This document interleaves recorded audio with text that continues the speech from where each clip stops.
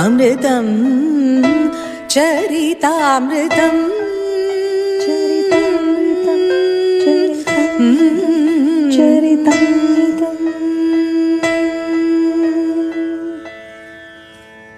कलये सुन्दराकारं सदैकप्रियदर्शनम् अज्ञाननाशकं देवं सद्गुरुं मुरलीधरम्.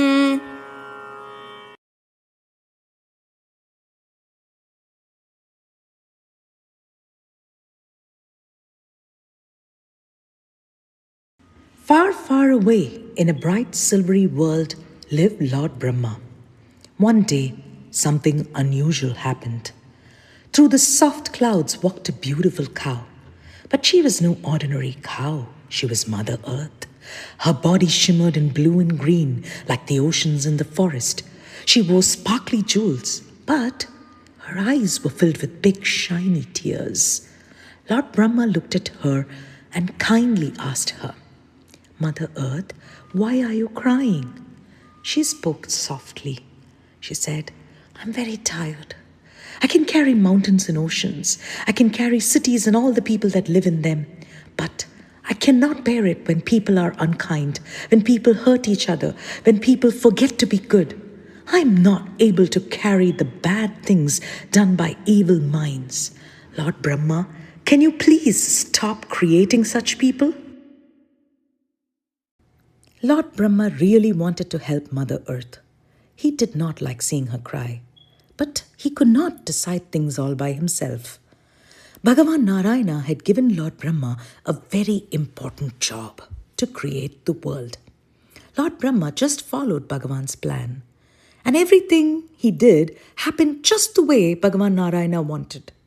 It was almost as if Bhagavan was gently guiding his hands as he created. Lord Brahma softly touched Mother Earth and said, "I'm sorry. I cannot stop creating because I follow Bhagavan Narayana's wish. But do not worry. Let's go together and ask him for help. He always answers a true prayer." Mother Earth felt a tiny spark of hope in her heart. Together, they started a journey to Vaikuntha, the beautiful home of Bhagavan Narayana. When the other gods saw them going, they followed too. They all stood together, folded their hands, and prayed.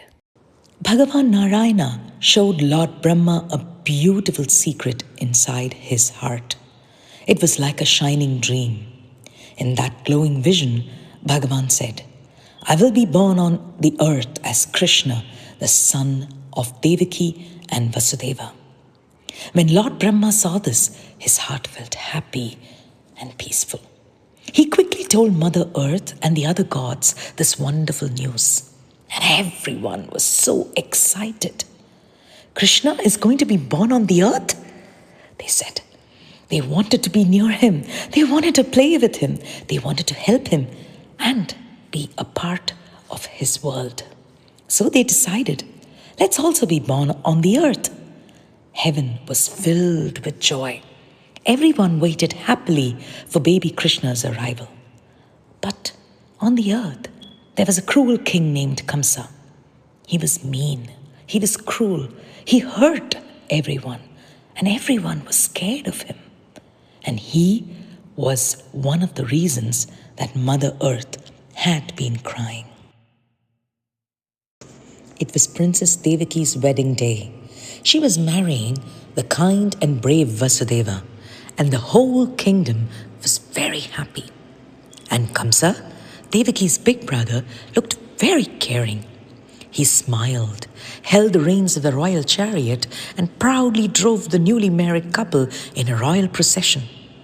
"Maybe Kamsa has changed," people whispered. "He looks like such a loving brother." Suddenly, a loud voice boomed from the sky. "Oh, foolish Kamsa! Devaki's 8th child will be the reason for your death." Kamsa turned pale.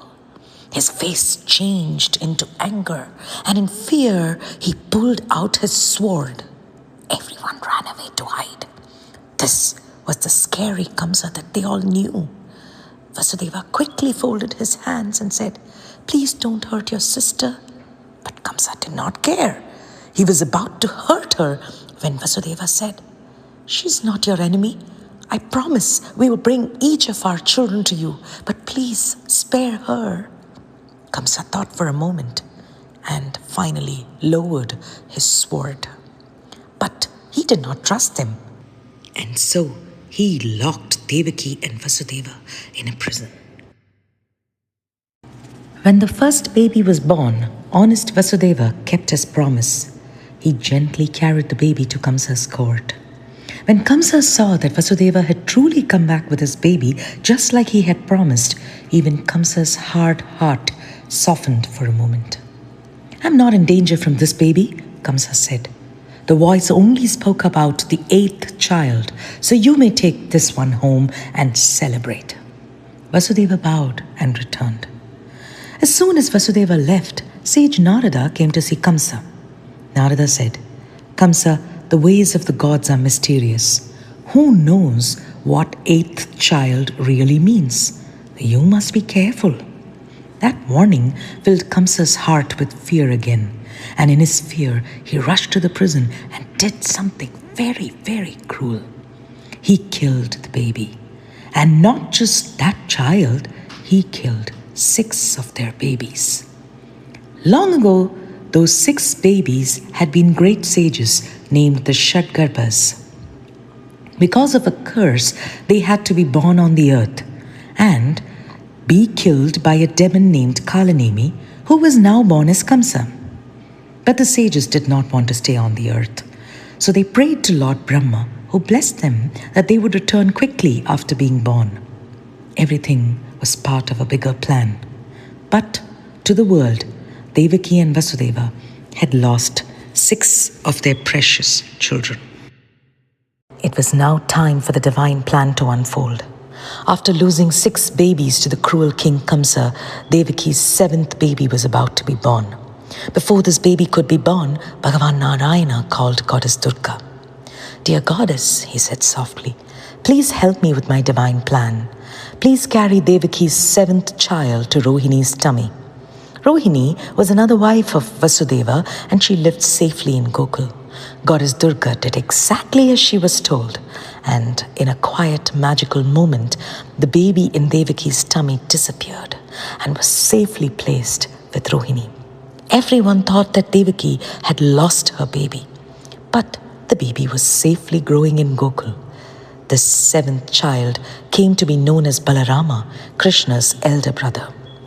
Then Bhagavan Narayana told Goddess Durga, "You must also be born in Gokul as the daughter of Nanda Baba and Yashoda." And after all this was done, Bhagavan Narayana himself descended to be born as Devaki's 8th baby. The time had come.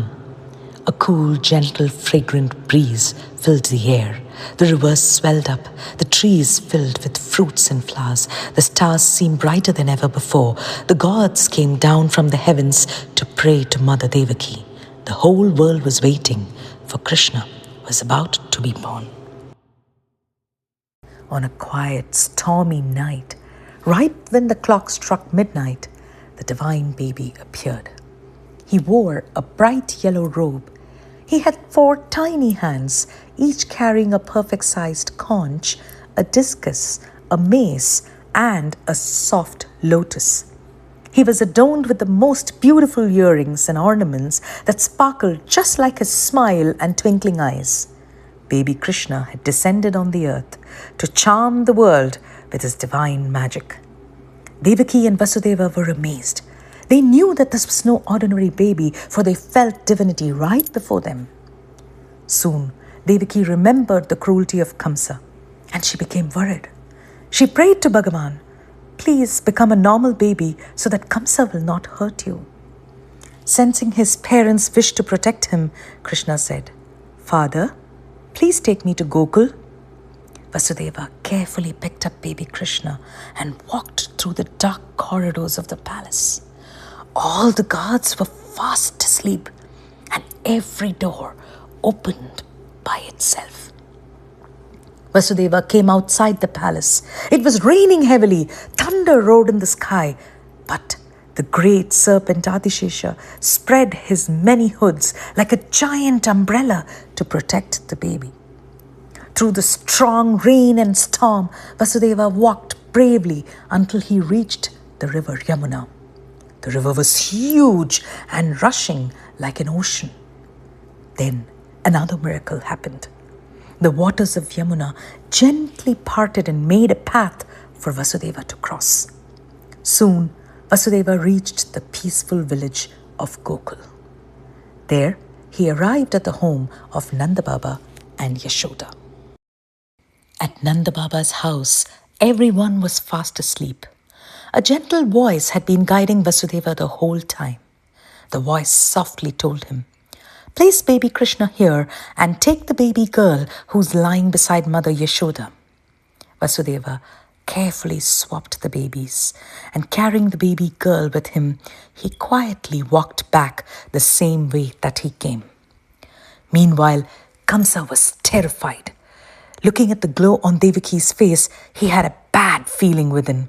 He kept thinking about the prophecy and that this was probably the 8th child who was going to destroy him. His fear made him restless. He could neither eat nor sleep. He just paced back and forth again and again. Vasudeva arrived at the palace. He walked through the corridor quietly. The doors were still open and everyone was fast asleep. But as soon as he entered the prison, the chains came back onto his hands and the prison door closed behind him. Suddenly, the baby girl cried loudly. Her cry woke up the guards and the whole palace. The anxious Kamsa came rushing into the prison, and without wasting a moment, he grabbed the baby girl, wanting to harm her. But something amazing happened. The baby slipped out of his hands, rose into the air, and suddenly appeared as the powerful 8-armed goddess Durga. She said, "O Kamsa, the one who will defeat you is already born somewhere else. You cannot stop what is meant to happen." With that warning, the goddess disappeared. Kamsa was shocked and felt helpless. For the first time, he realized that no one can escape destiny. He imprisoned Devaki and Vasudeva and harmed their children with the motive of attacking his enemy, the 8th child. But now all was in vain. Feeling ashamed, Kamsa apologized to Devaki and Vasudeva. Meanwhile, far away in the peaceful village of Gokul, morning had arrived. Word spread quickly that a beautiful boy had been born in Nanda Baba's house. People from all over the village and nearby villages came rushing to see the baby. Everyone was happy and excited. Villagers celebrated with great joy. They laughed, danced, and poured milk and yogurt on each other as if playing holy. The whole village of Gokul was celebrating the arrival of baby Krishna.